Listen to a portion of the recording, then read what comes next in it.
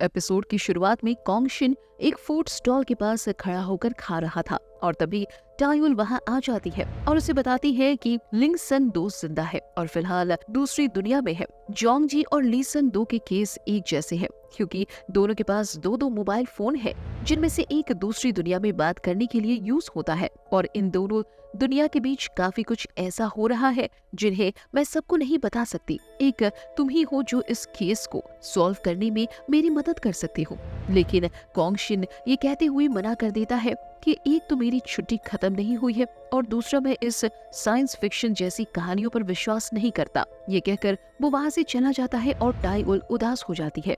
Next scene में king gong CCTV footage देखते हुए अचानक चौंक जाता है क्योंकि उसे एक बड़ी सी बिल्डिंग के अंदर से ली किम निकलते हुए दिखाई देता है और वो भी बिल्कुल उतना ही यंग जितना यंग वो 25 साल पहले था। इससे पहले वो ये जानता था कि ली किम जिंदा है लेकिन अभी भी जवान है, ये उसे अभी अभी पता चला था। उसे समझ में नहीं आ रहा था कि ये कैसे मुमकिन है। शायद वक्त रुकने के पीछे यही वजह थी। वो तुरंत अपने घोड़े पर बैठकर बांसों के जंगल की तरफ निकल जाता है जहाँ दूसरी दुनिया में टाइवल भी उसी जगह खड़ी थी, उसे मिस कर रही थी। उसे देखकर टाइवल को अपनी आंखों पर विश्वास नहीं होता और वो सचमुच उसके सामने खड़ा है। दोनों एक दूसरे को देखकर इमोशनल हो जाते हैं और दौड़कर एक दूसरे को गले लगा लेते हैं। तभी किंग गोंग उसे बताता है कि वो सिर्फ उससे मिलने आया था और अभी चला जाएगा। इधर महल में किंग गोंग की सेक्रेटरी दाइमा से कहती है कि परसों नया साल है और राजा साहब फिर से गायब है, हम जश्न का क्या करें।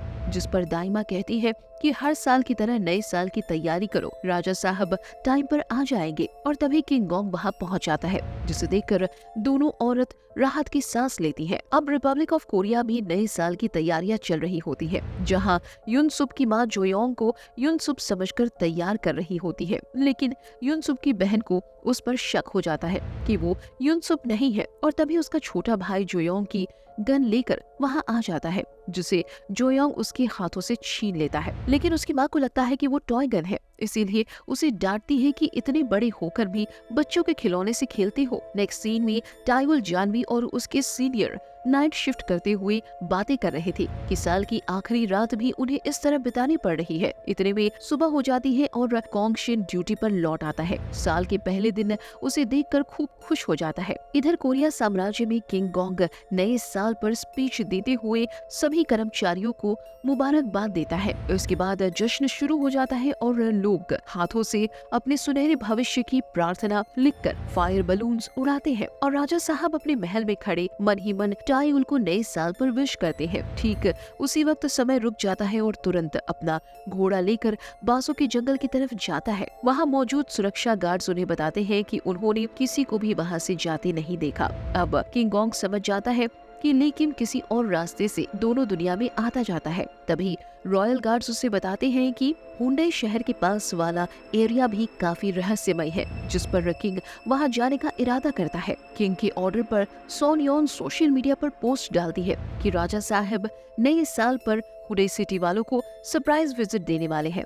इस खबर से सड़कों पर लोगों की भीड़ इकट्ठा हो जाती है और तभी किंग गोंग घोड़े पर सवार हो वहां पहुंच जाता है और यही वो सीन था जब दोनों चाचा भतीजा एक दूसरे के सामने आते थे। किंग गोंग अपनी सिपाहियों को ऑर्डर देता है कि वो ली किम को गिरफ्तार कर ले, लेकिन वो बंदा अकेला नहीं था, उसके साथ उसके वफादार चमचे भी थे जो राह चलते आम लोगों को हथियारों के निशाने पर ले रहे थे। किंग के सोल्जर्स भी उसकी सुरक्षा के लिए उसे गार्ड कर लेते हैं, लेकिन वहाँ भीड़ को देखते हुए किंग उन्हें गोली चलाने से मना करता है ताकि आम नागरिकों की जान न जाए।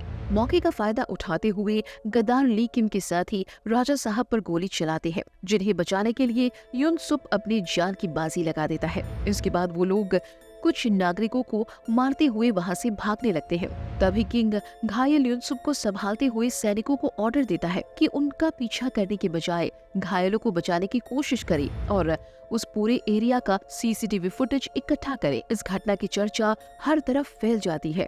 प्राइम मिनिस्टर गुवॉन को उसका सेक्रेटरी सारी बात बताता है और उधर बड़े राजकुमार प्रिंस ली बोयोंग को भी इस शूट आउट की खबर लगती है, जिसे सुनकर वो चिंता में पड़ जाते हैं। इधर किंग गोंग हॉस्पिटल में युनसुप से मिलने आता है जिसे होश आ चुका था। डॉक्टर उसे बताता है कि बुलेट प्रूफ जैकेट के कारण इन्हें गंभीर चोट नहीं लगी, फिर भी इन्हें 2 हफ्ते आराम की जरूरत है। डॉक्टर के जाने के बाद युनसुप किंग से कहता है कि अब तो मैं आपकी अटूट तलवार हूँ ना, जिस पर किंग कहता है कि वो तो तुम हमेशा से थे। अब नेक्स्ट सीन में गद्दार ली किम एक तहखाने जैसी जगह में आता है, जहाँ एक बंदा उसे मिलकर उसे बताता है कि सारे रॉयल गार्ड्स उसे ढूंढ रहे हैं। ये बंदा वही बुक स्टोर का मालिक था जिसे एक बार बड़े राजकुमार प्रिंस ली बोयोंग ने पहचान लिया था। वो ये बात भी ली किम को बताता है, जिस पर वो कहता है कि बहुत जल्द इन सब का हिसाब कर लिया जाएगा। अब रिपब्लिक ऑफ कोरिया में टाई उल कोंग शिन को जोयोंग के पास लेकर आती है, जहां दोनों एक दूसरे को देखकर चौंक जाते हैं। तब टाई उल बड़े आराम से बताती है कि जिस साइंस फिक्शन वाले केस पर वो काम कर रही है उसके लिए उन दोनों की हेल्प जरूरी है, इसीलिए उन्हें मिलजुल कर काम करना होगा। यहाँ वो उन्हें बताती है कि ली सन दो इस दुनिया को छोड़कर कोरिया साम्राज्य में जा चुका है और जैंग योंग भी वहीं जाने की कोशिश में था, पर फिलहाल जेल में है और उसका फोन भी अब तक नहीं मिला है। इधर किंग गोंग के महल में लौटते ही दाई माँ चिंता भरी नजरों से उसे देखते हुए उसका हाल पूछती है, जिसके जवाब में किंग गोंग उसे बताता है कि वो जोयोंग दोनों ही सही सलामत है। ये सुनकर वो राहत की सांस लेती है। इसके बाद किंग उन्हें बताता है कि शूट आउट के वक्त उसने गद्दार ली किम को देखा था, बिल्कुल वैसा ही दिख रहा था जैसा 25 साल पहले था। ये सुनकर दाई माँ को हैरानी होती है। तब वो उन्हें समझाता है कि मैं ये सारी गुत्थी सुलझा लूंगा, बस आप दुआ करिए मैं अपने मकसद में कामयाब हो जाऊं। इसके बाद जैसे ही वो अपने ऑफिस में जाता है, प्राइम मिनिस्टर गुओन का फोन आ जाता है, जो उसे गद्दार ली किम के बारे में जानने की कोशिश करती है, जिस पर किंग गोंग उसे बताता है कि गद्दार ली किम 25 साल पहले ही मर चुका था। उसके साथियों ने मुझ पर हमला किया था और इसी वजह से शूट आउट हुआ था। इसके बाद वो अपने सेक्रेटरी से भी यही कहता है कि प्रेस कॉन्फ्रेंस में भी वो यही बात बताए। उधर रिपब्लिक ऑफ कोरिया में टाई उल और कोंग शिन जैंग योंग से मिलने जाते हैं और उससे पूछताछ करते हैं, लेकिन वो अपने साथियों के बारे में कुछ नहीं बताता। तब वो दोनों लौट रहे होते हैं कि तभी रास्ते में एक कार को देखकर कोंग शिन चौंक जाता है, क्योंकि इस कार को उसने क्राइम वाले सीन पर पहले भी देखा था। वो उसका रजिस्ट्रेशन नंबर और बाकी सारे डिटेल्स निकालने की कोशिश करता है तो पता चलता है कि वो कार एक गुमशुदा आदमी के नाम पर रजिस्टर्ड था। यहाँ कोंग शिन टाई उल से दूसरी दुनिया यानी कोरिया साम्राज्य के बारे में पूछता है, उसने वहाँ क्या क्या देखा है, जिस पर वो उसे बताती है कि उसने वहाँ लगभग सभी को देखा, पर वो योंग शिन को नहीं ढूंढ पाई। इधर कोरिया साम्राज्य में किंग गोंग बड़े राजकुमार प्रिंस ली से मिलने आता है और कहता है कि गद्दार ली किम जिंदा है और वो भी पहले जैसा जवान। मैं उसे पकड़ना चाहता हूँ, जो कि यहाँ मुश्किल है, इसीलिए मुझे एक बार फिर से रिपब्लिक ऑफ कोरिया जाना पड़ेगा और मेरे पीछे आप पर भी अटैक हो सकता है, इसीलिए मैं चाहता हूँ कि आप महल में रहें और अपना ख्याल रखें।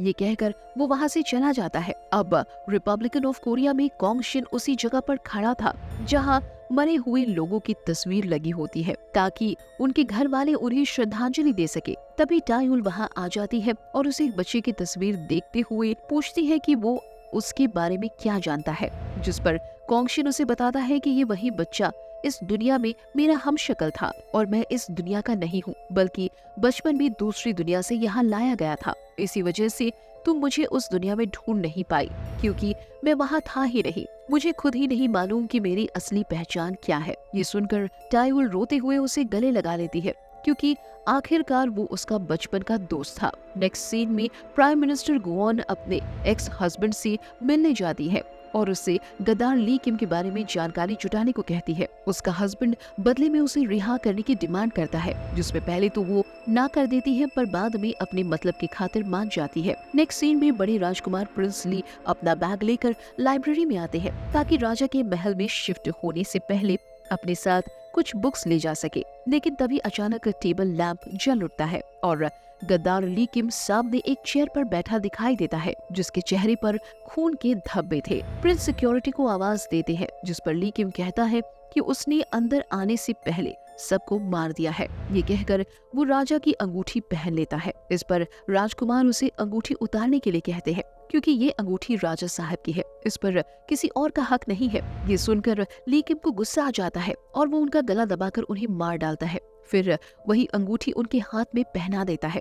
ताकि लोगों को ऐसा लगे कि राजा की गैर मौजूदगी में खुद राजा बनना चाहता है। नेक्स्ट सीन में जोयोंग टाई उल को वो फोन देता है जिस पर उसने रिपब्लिक ऑफ कोरिया में राजा साहब को इस्तेमाल करने के लिए दिया था। उसमें किंग गोंग ने टाई उल के लिए ढेर सारे मैसेजेस छोड़े थे जिन्हें पढ़ने के बाद वो उन्हें डिलीट करके वापस जोयोंग को दे देती है। अब जोयोंग उससे पूछता है कि क्या वो राजा साहब के लिए इस दुनिया को हमेशा के लिए छोड़कर उनकी दुनिया में रहने को तैयार है। ये सुनकर वो सोच में पड़ जाती है। उधर कोरिया साम्राज्य में किंग गोंग टाई उल को बुरी तरह से मिस कर रहा होता है कि तभी उनकी सेक्रेटरी दौड़ते हुए आती है और उन्हें राजकुमार प्रिंस ली बोयोंग की मौत की खबर देती है, जिसे सुनकर पहले से उदास राजा साहब और उदास हो जाते हैं। अगले दिन राजा साहब और दाई माँ प्रिंस को अंतिम विदाई देने के लिए उनकी सिटी पहुंचते हैं, जहां सदमे में दाई माँ की हालत खराब हो जाती है। नेक्स्ट सीन में टाई उल कोरिया साम्राज्य के लिए हुई बीजों को पानी दे रही होती है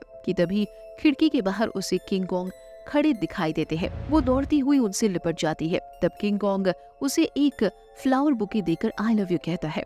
टाई उल भी इमोशनल हो जाती है। फिर किंग उसे समझाते हैं कि कभी ऐसे पल आए जब लंबे अरसे तक मिलने ना आ सकूं, तो ये मत समझना कि मैं नहीं आऊंगा, बल्कि ये भरोसा रखना कि सिचुएशन मेरे अगेंस्ट होगी, इसीलिए देर होगी, लेकिन मैं आऊंगा जरूर। ये कहकर वो चला जाता है और टाई उल याद करके रोने लगती है। और इसके साथ ही 10वां एपिसोड यही खत्म हो जाता है।